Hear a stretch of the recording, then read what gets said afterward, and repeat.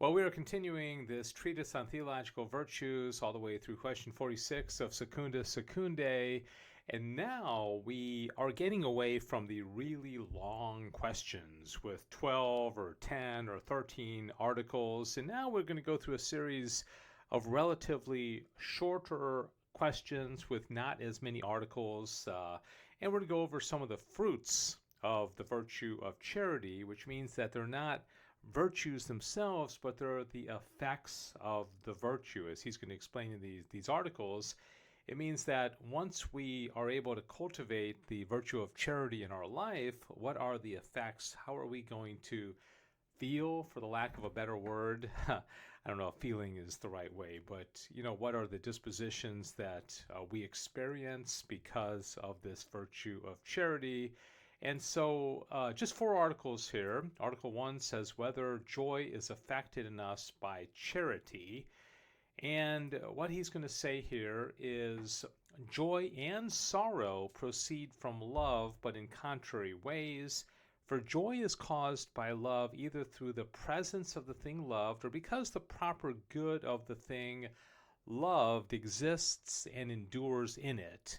And the latter is the case chiefly in the love of benevolence, whereby a man rejoices in the well-being of his friend. Okay, so we're happy that our friend is doing well, and I know some of us, myself included, we've experienced the opposite sometimes, is that our friend is doing well, and we actually feel jealous or envious about that, right? Though he be absent. So benevolence would be that we wish well for our friend even though he's absent.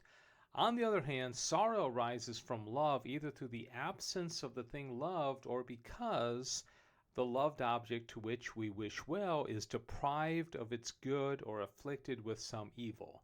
So we love a friend, he comes down with cancer or some illness. That creates sorrow, but the sorrow is based on charity. It's based on the love that we have of this friend. Therefore, spiritual joy, which is about God, is caused by charity. Article 2, whether the spiritual joy which results from charity is compatible with an admixture of sorrow. So can you feel joy and sorrow at the same time? St. Thomas Aquinas is going to say, yes, you can. He says a twofold joy in God arises from charity. One, the more excellent, is proper to charity, and with this joy we rejoice in the divine good considered in itself. This joy of charity is incompatible with an admixture of sorrow. So this would be like the joy of heaven. If you're in heaven, you're experiencing the beatific vision, there can't be any sorrow because it's perfectly joyful, perfectly happy. And he says the other is the joy of charity, whereby we rejoice in the divine good as participated by us. This participation can be hindered by anything contrary to it. Wherefore, in this respect, the joy of charity is compatible with an admixture of sorrow, insofar as a man grieves for that which hinders the participation of the divine good, either in us or in our neighbor whom we love as ourselves. So I'm just thinking of an example here. Let's say you love your friend, and you are quite joyful because you have wisdom, you have the gifts of the Holy Spirit are active in you, the theological virtues. Your friend comes down with an illness, and through wisdom and through understanding, you know that even if this friend dies, they're going to be okay because they're going to be in a state of grace and they'll get to heaven. But it doesn't mean you don't sorrow a little bit from the human level, that you're going to miss them, that they're sad, that they're sick, right? So I think that's one example. Article 3, whether the spiritual joy which proceeds from charity can be filled. He says God's joy alone in himself is filled because it is infinite, but the joy of any creature must be finite.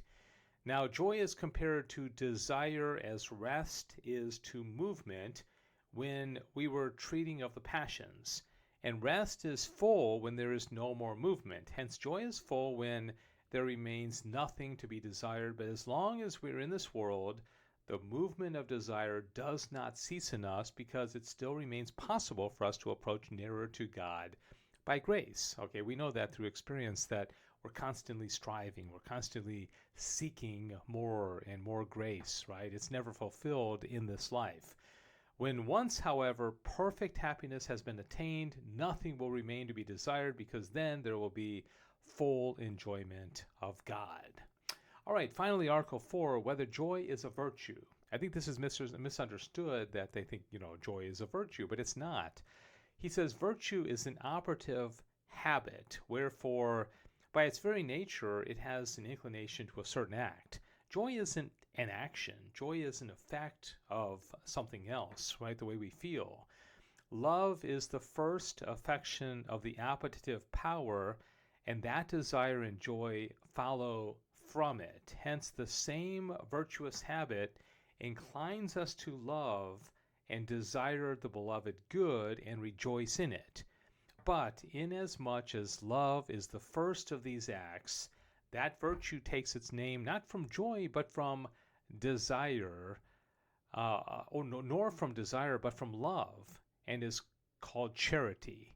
Hence, joy is not a virtue distinct from charity, but an act or effect of charity, for which reason it is numbered among the fruits, which come from Galatians chapter 5. So that hopefully helps.